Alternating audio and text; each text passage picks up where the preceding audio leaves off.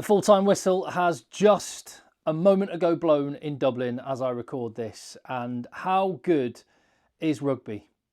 How good can rugby be? The intensity of it, the edge, the atmosphere, the history, pure power, pure pace, and that is what made the difference in this game. This is my immediate reaction following the full-time whistle. I haven't had a chance to get my thoughts processed and in order yet, so I'm just going to splurge out mine, and I want to know your thoughts. Let the emotion reign. Let me know how you're feeling, what your immediate takeaways are, and let's react to that game. What was billed as the title showdown for the Six Nations in Dublin between France and Ireland, it may well be exactly that. And you are going to get spoiler alerts on this, obviously. Félicitations à la France pour la victoire sur l'Irlande. I hope that was right. Well done, France. Who could have predicted that scoreline when the score at half-time was 8-6 to France? Two completely contrasting halves of rugby. So much to talk about, but it finished Ireland 27, and that's by virtue of 14 points that were scored very late on in the game. France with a record high score away in Ireland, 42. Unreal. I can't imagine what it must have been like to have been French or Irish watching that, because I had like incredible nervous energy for a good couple of hours before the game. I felt all kinds of emotions before the match, and I was stress eating all the way through it. I've nailed most of a packet of digestives. These are my immediate thoughts. Like I say, I'll return later with some more kind of considered reaction. But yeah, I think it's appropriate that a lot of my thoughts are going to be kind of emotion based, because that's where a lot of this game was. You had the subplot, the subtext with Peter O'Mahony and Cian Healy and Conor Murray saying their farewell to Dublin, not the fairy tale finish that they would have hoped for. There was the history of the matches like we saw 2 years ago in Dublin. It was the fact that this was best v best. It felt, I don't know whether you sensed it as well, there was, even coming through the television, there was kind of a kind of electricity in the air, despite the fact at times the stadium seemed quite quiet, but it was almost like quiet anticipation, and the edge absolutely felt like it was there. I would just say, particularly with that first half, allez les bleus and allez les verts, because both teams were brilliant, and it's just a shame, I guess, that it was best v best, but not the truest representation of best v best, with James Lowe going out injured in the warm-up, a massive blow. And at that point, the poor decision of a tackle from Gary Ringrose hurt even more, didn't it?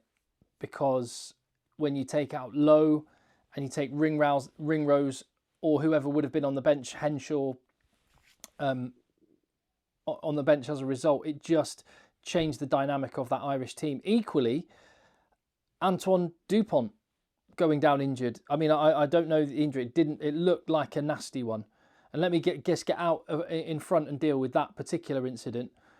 I think there will be some recriminations and people saying it was out of order and dangerous and all the rest of it. Rugby is a dangerous sport and accidents do happen. Was Tadhg Beirne off his feet? 100% he was. But that was a total accident. Accidents happen, and that's my perspective at least. And I guess my point on Tadhg Beirne being off his feet is at every single ruck, in every single match, and we'll see it in Scotland against Wales in a little bit, every single international, every single club rugby match, players are always off their feet at the breakdown. So we can't suddenly just start to have an issue with it when a player gets injured. I would love for players just diving off their feet at breakdowns and not supporting their own body weight. I'd love for that to be dealt with, but that's not the reason Antoine Dupont got injured, although massive shame that he did. But how good was Luku, by the way?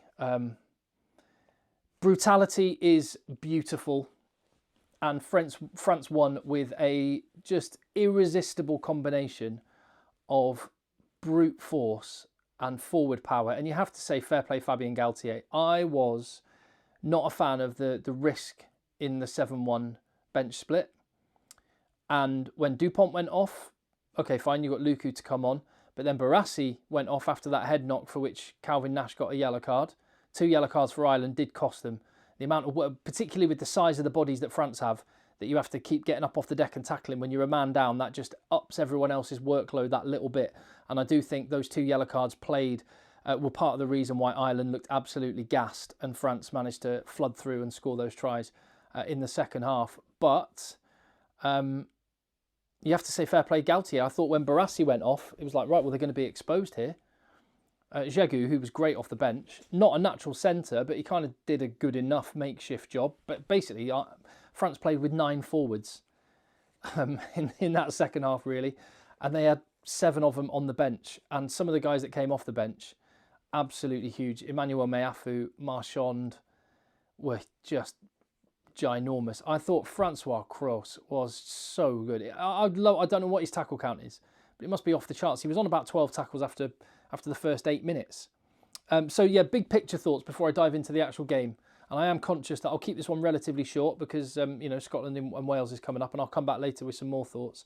Firstly, the game, I watched it on ITV in the UK, and they had their pre-game stuff in a studio, not at the ground. Come on, this is the biggest game of the Six Nations. We want to absorb all of that atmosphere. I don't understand not being there in the stadium for that one. The flip side is I liked it being on ITV because I got to watch the Brian Habana ad.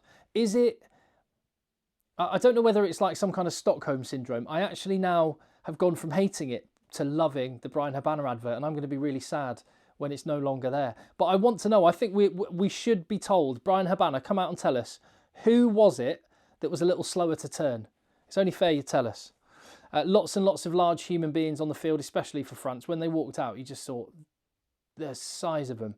And it was nice to have Michael D. Higgins to emphasise that to a comical extent. What a man he is. I think that's going to be his last game as president of Ireland. So it wasn't only Peter O'Mahony and Cian Healy and Conor Murray getting a send-off. And I don't know about you, I actually felt quite emotional. There was a moment when Michael D. Higgins was walking down the line and being introduced to the players. I think third one along was Peter O'Mahony. And he introduced this kid who obviously has been ill and was one of the guests of honour of the Irish team and all the rest of it, one of the mascots. And Peter O'Mahony introduced this kid to Michael D. Higgins and just gave this, I don't know, it's just this little wink that Peter O'Mahony gave. And I don't know, it felt quite emotional. It's the end of an era. And I guess one of the big things people are going to come away from that game thinking is, does this defeat and the manner of it indicate more of an end of an era than just those few players? Is it actually? I think people have wild takes, I guess. In November, Ireland were regressing, and then they won and looked really good the last couple of games, and suddenly Ireland were exactly where they were before, and now people are going to say Ireland are regressing. I think we need to wait and see if a little bit more evidence of either one or the other to make up our mind, and Ireland will, well, they've got Italy next week. We'll see what psychologically what they're able to go to the well for, and then they'll have some big games in November as well. I wonder if the final result and all those tries for France was retribution for butchering La Marseillaise. So I actually, because I work in radio, and I have done for years, music radio, not just talking rugby. So I know Cian de Crow, Irish songwriter, but he's got a French mum. So he's half French, half Irish. So I saw he was doing the anthems. I thought, that's quite nice. But I'm not sure doing La Marseillaise with a sort of Dublin lilt was the best shout. I mean, personally, I'm not a fan of having singers at all. I would rather hear the crowd sing it. It's been the case. People have had a go at Twickenham for not putting singers on, and I don't get the criticism. I prefer it with no singer and just letting the crowd do their thing, particularly when the anthems are so good. But I was properly hyped for the game, and that first 10 minutes felt like 2023 all over again.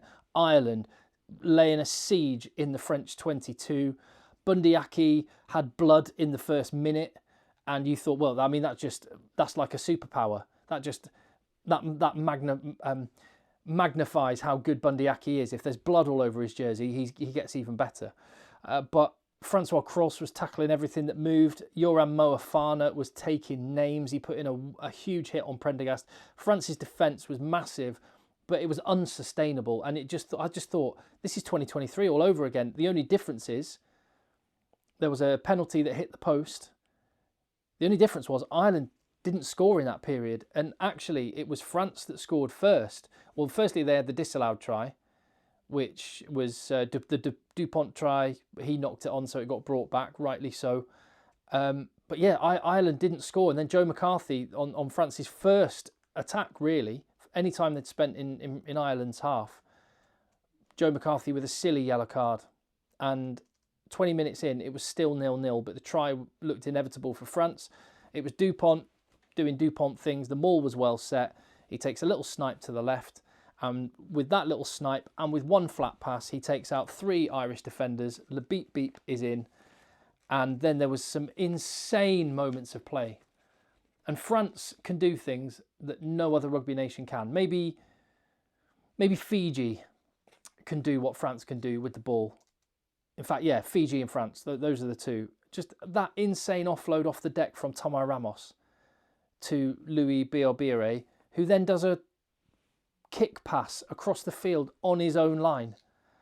Just insane. The reverse pass from Dupont, but it was from that sequence that Dupont actually got injured. I think he passed to no one. Ireland recovered, and fair play, Dupont put a big hit in on Doris, bounced back up to his feet, was there jackling on the ball, and like I say, Tadhg just accidentally off his feet and into Dupont's knee, which looks like it could be a nasty injury. Let's hope not. France, the shorter, small passes and the little narrow hits around the fringes look really, really good. And it reminded me of one thing in the Chasing the Sun documentary about the South Africa Rugby World Cup win. Felix Jones, as coach, identified that France have this way of playing really narrow, quick. And I think France call it black or noir. And it just collapses your defences. And that's what happened to Ireland. Their defences collapsed with all this narrow hits. Eventually there's space. France are stacked up. Bang, bang, bang. Penaud, le beep, beep. Amazing. Absolutely amazing. But it was only 6-8 at half time. And then Ireland score first. Dan Sheehan in the second half from a really well set maul. And you thought, well, there you go. All those tackles that France have had to absorb in the first half, all the tackles they've had to make, hit the checks in the post, and here it is.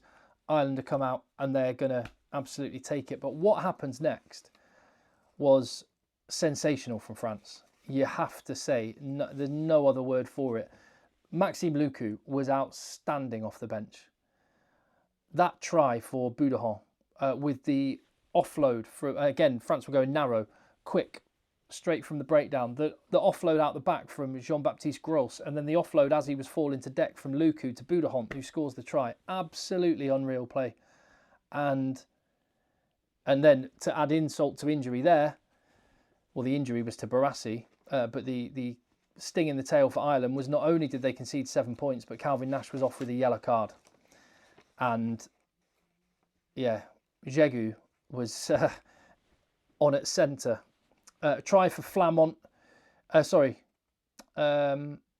came back and checked, didn't they? Because there was a lot to check in that one. There was the injury, the foul play, and then there was the clear out from Flamont. Again, like I would say, at least I'm being fair to both teams. I was neutral on this one. I loved the match. I thought Tadhg, complete accident on Dupont.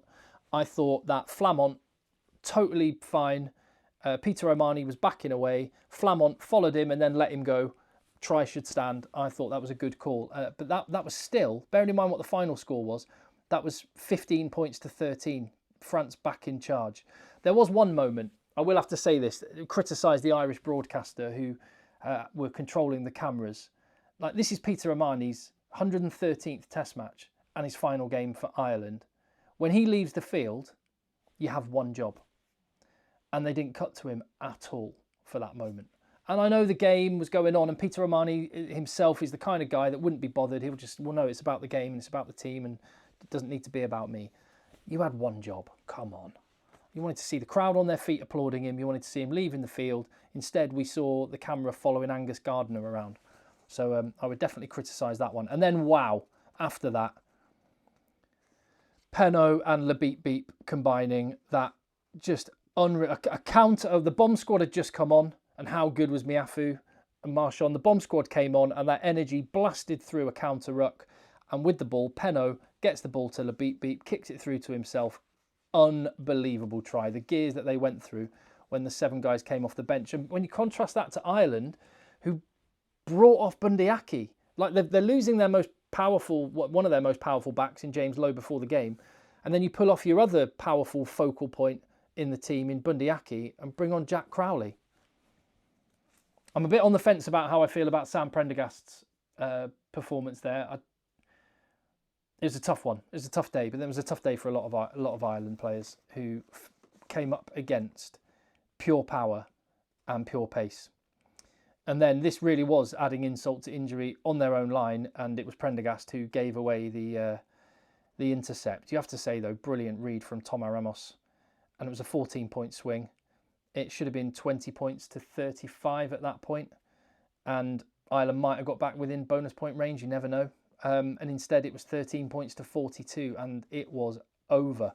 2 late tries for Proper Church, Cian Healy, on his final game in Dublin, and for Jack Conan on his 50th appearance, taking it back to something more respectable. But yeah, France were irresistible in that second half.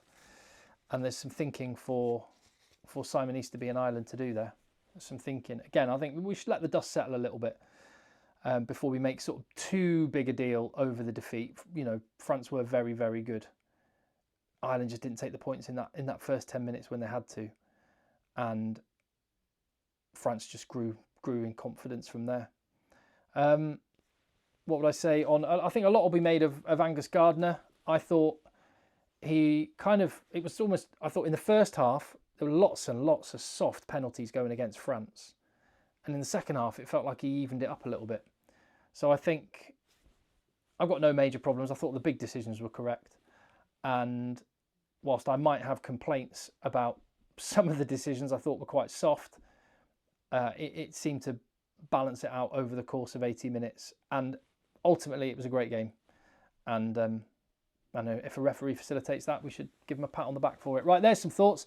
What's the time now? Oh, I've got about 10 minutes before Scotland v France gets underway. So I'll get this video up and then I'll be on the case with that one. Leave me your thoughts down below and I'll see you on the next one.